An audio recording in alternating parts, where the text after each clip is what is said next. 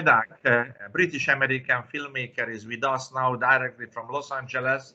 So I'm happy to greet you, Peter. And you know that we are here celebrating the birthday of Adolph Zukorra, who was born in a tiny Hungarian village, Riche, and then got his fortune in Los Angeles. What do you think, like a British American filmmaker, a person who had a lot of things to do with Hollywood, what could be the message of Adolph Zukorra, a guy who left 15 years old Hungary and became the biggest film mogul in Hollywood when he died at 103?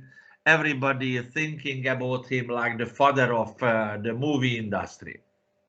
Well, I have to say I'm very proud of being Hungarian, and having left Hungary in 1956 and went to England, where my life really became in the movie business. And it was very difficult to avoid one Hungarianness in England already, because of the Kordas, you know, Alexander Korda and his brothers, and lots of millions of Hungarians who came into the film business, you know. So there was always this kind of magical attachment of being Hungarian, a part of one's terrible accent, you know. But, I heard, I mean, of course, Adolph Zukorra was probably the oldest Hungarian famous mogul celebrity in the film business, you know.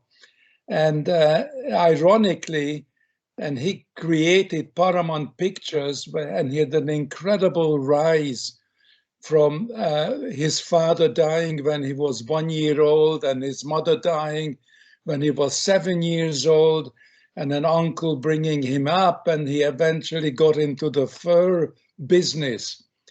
And it's interesting that several of these major producers like Samuel Goldwyn, you know, who was in the glove business, you know, and Zukorra was in the fur business, you know, and Andy Weiner was in the artificial business in Hong Kong.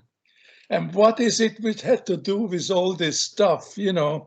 But eventually it led everybody into making movies about dreaming and creating about fictitious life, which becomes 100% real and so believable that it can exchange real life.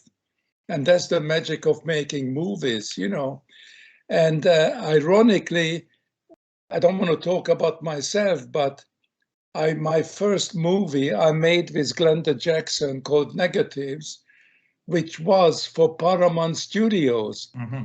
And by some miracle, I myself, having been an assistant director and this and that in England, was signed by Paramount Studios to make an X number of movies. And the first one was this film with Glenda, you know, Negatives. Yeah. And it was in 1968. So having spent quite a lot of time at Paramount and with meetings with Robert Evans and the people who were running the studio at the time, you couldn't avoid it, you know, you couldn't avoid it because you were walking in the same footsteps what Adolph Zukorra went through the front gate and all that. And it was a magical place, and it is a magical place even today, you know. And it's a wonderful coincidence how his life, you know, which was the beginning of that company, and then this little Hungarian who kind of wandered in for left field started his whole career at Paramount, you know, although it was an English film. But it was just magic because the stages are still there as old as they were, and the doors are creaking and everything. but it's this magic which was created by this kind of visionary Hungarian, you know, and his rise in the film business was absolutely miraculous, because after the fur business, he started working, doing other stuffs, and then he immigrated to New York when, as you say, he was 16 years old, you know. And I immigrated to England when I was 19 years old. So we were kids, for God's sake, you know. But somehow he got involved with the early days of Latin America and the penny business, you know, and then gradually showing short movies, and then buying the movies, and then going from one place to another, and just growing bigger and bigger and bigger and bigger, you know. And a few years later, you know, he created Paramount Studios and started making movies, you know, and put from Rudolph Valentino on to everybody, you know, was under contract to them. And yeah, he's actually, I'm looking my notes, he immigrated on the 16th in 1891. And then with his cousin, he got buying penny arcades, which was the beginning. Before cinemas, they started showing films, and it's just was magical, you know. And he created this vaudeville company in New York and opened up theaters in Boston and all over the place. And very quickly he created famous players films, and together with Marcus Lowe, and Marcus Lowe later on became a huge chain of cinema owners, you know.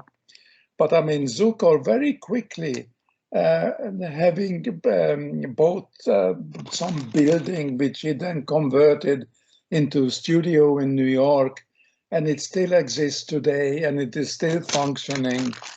And then he started buying theaters and cinemas, you know, and soon he owned 2,000 cinemas, and he was creating 60% of the output of films in those early days in America.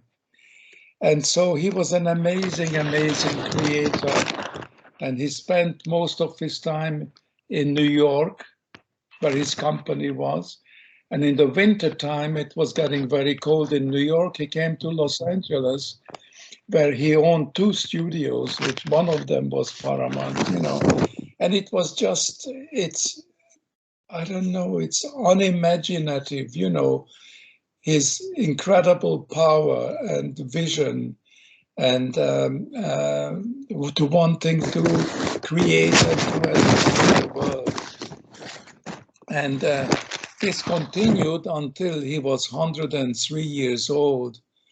And he was the chairman emeritus of Paramount until he passed away. And I always, you know, you have to be careful not to mix up George Cukor, who was this wonderful Hungarian director, to Adolph Zukorra. And Zukorra, of course, I keep saying it must have come from Zukor, which is sugar in Hungary, but I may be completely wrong. But I mean, he was an amazing genius, and films wouldn't be the same without him. And it's amazing that, of course, you know, one has to kind of educate the world about the history of Hungarian cinemas, because Hungarians become tremendously important over the years in the entertainment business, making movies, you know, and whether it was Leslie Howard, who everybody thought he was the typical English gent who was actually Hungarian, you know, recruited by Alexander Korda, you know, and starring in, I don't know, about 30, 40 movies, you know. And it's a very, very important kind of tradition. So, I mean, all I can say is just I'm very proud to be a Hungarian origin and following in the footsteps of all those other wonderful people who came from tiny villages in Hungary, but having this incredible vision of life and recreating it in movies. And I mean, Adolph Zukorra was an amazing visionary and leader to be able to do all that at that time, at the very, very beginning of the creation of movies and cinemas and distribution, and incredible that he really created, you know, block booking films, you know, where you had to buy unseen some of the movies if you wanted to have this Mary Pickford movie, you know. And so his really is the basic foundation of it all, you know.